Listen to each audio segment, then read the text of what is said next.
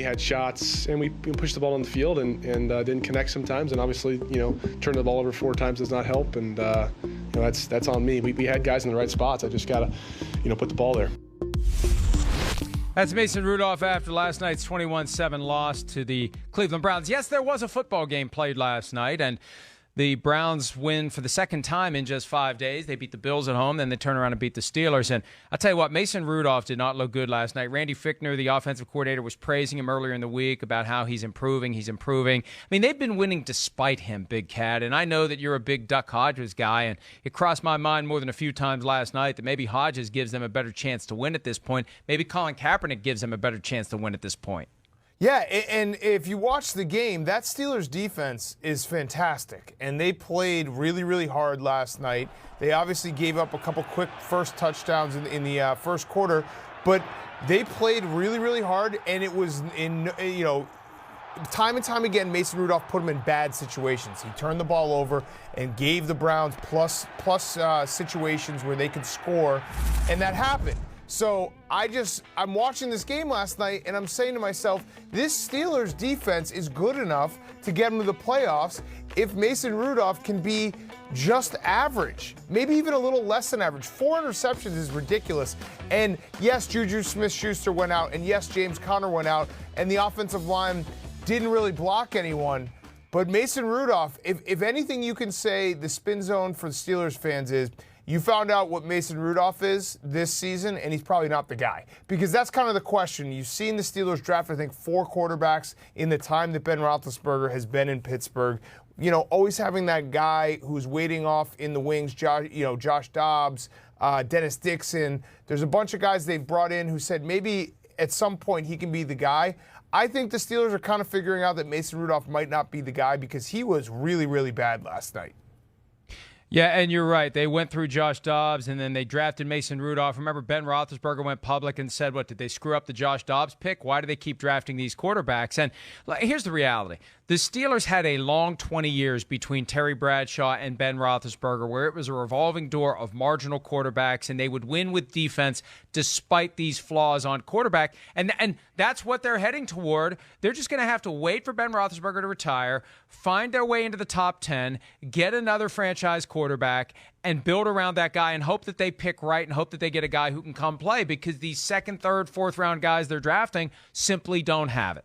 Yeah, and again, their defense was fantastic, and credit to the Browns last night because they seemingly have figured out their goal line situation. They scored twice from the goal line early on in the game. They finally used the QB sneak, a novel concept in Freddie Kitchens' offense to maybe have a play that works like 70% of the time as your play from the 1-yard line when Baker Mayfield snuck in for the first touchdown.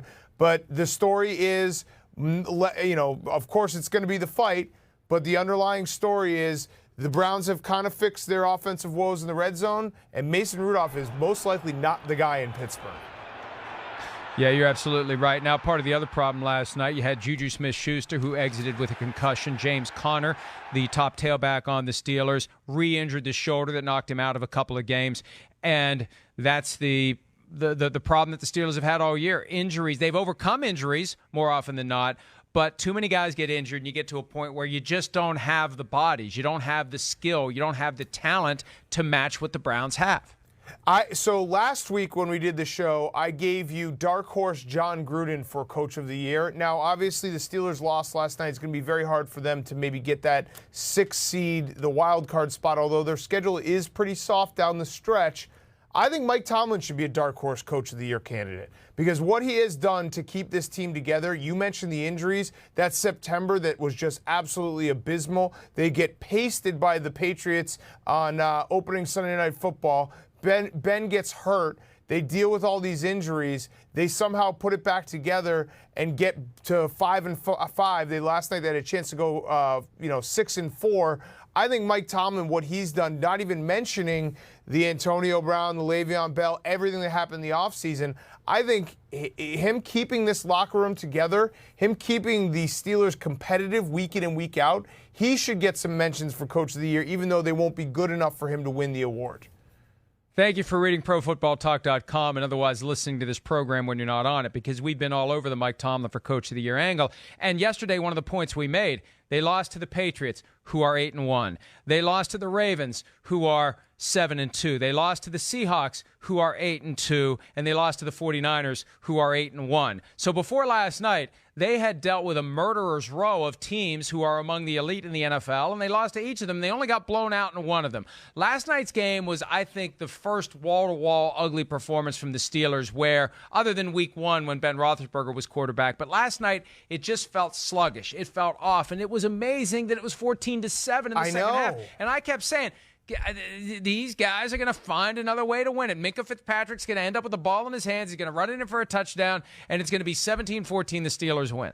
It's a credit to the Steelers' defense. The fact that game, when you watched it and you saw how bad their offense looked and how bad they looked on third down and how bad Mason Rudolph was all night, the fact that he had the ball with, 8 minutes left in a one-score game, and you felt like the Steelers could maybe, drive and get back into it. They were, forget that, with 12 minutes left, they were on the 35 or 40 with a 4th and 1 situation where they had a chance to possibly go in and score a touchdown. So that's just how good the Steelers' defense has been performing. It's been keeping them in games in spite of their quarterback play. Now, Mike, I'll throw this out there because Mason Rudolph, I have been saying, is not really the guy in my eyes.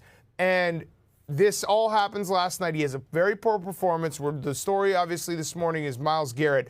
But will Mason Rudolph maybe face a one-game suspension? Will it not even be a question of should we bench Mason Rudolph for Duck Hodges? Will the question be taken out of Mike Tomlin's hands and he will then have Duck Hodges to go out there and prove himself yet again and not have to worry about maybe benching a guy that they've invested in with the second-round draft pick?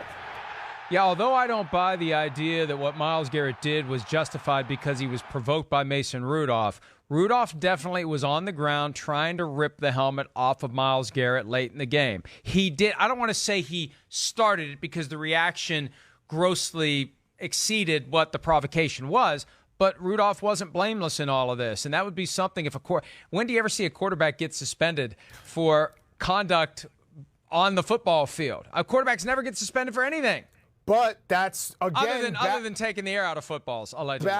Back to the beginning of the show when we said that Mason Rudolph is not other quarterbacks. Because I think if this was, again, Tom Brady, Aaron Rodgers, Patrick Mahomes, Deshaun Watson, you can list all the guys, this is a no-doubter he's not going to get a suspension. But because it's Mason Rudolph and because he hasn't proven himself in the league, I just wouldn't be shocked if he gets maybe a game. And I agree with you wholeheartedly that there's no he started it. And guess what? How the world works, how the real world works, it doesn't matter who starts it. It's who takes it to that next level, that level that goes beyond, like smashing him in the face with a helmet. So start doing the whole, he started it. That's not how the real world ever works. But I wouldn't be shocked if the NFL said, hey, we need to at least send a message that, getting the ball rolling in these situations can't be had, so we need to suspend Mason Rudolph for maybe one game. Maybe I'm way off. Maybe I'm completely off, but I wouldn't be shocked. Here's an interesting philosophical question from the NFL's perspective, because if you start handing out suspensions to others who were involved in the broader incident, you take some of the focus off of Myles Garrett.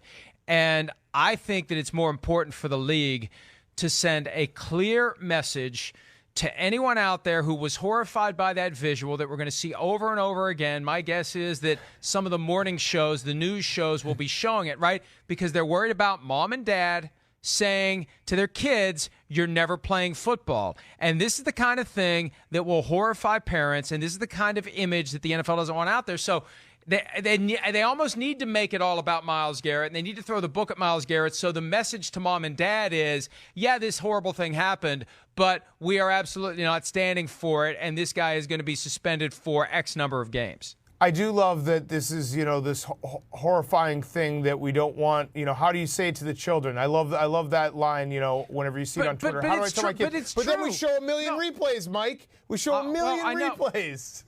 Right, but it's newsworthy.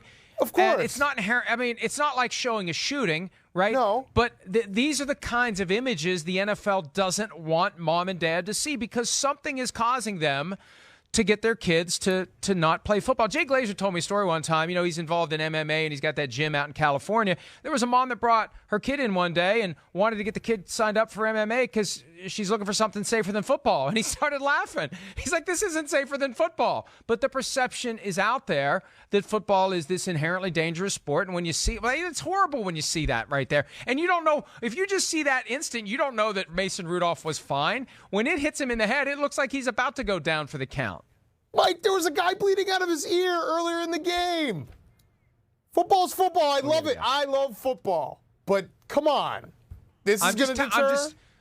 I'm telling you, the NFL is concerned about people seeing these things and saying to their kids, you're not playing football. That's why Vontaze Burfict ended up being suspended for 12 games for, a within the confines of the game use of his helmet that the NFL now frowns upon. Hi, I'm Mike Tirico, and thanks for watching. Make sure to hit subscribe for the latest news and highlights from NBC Sports.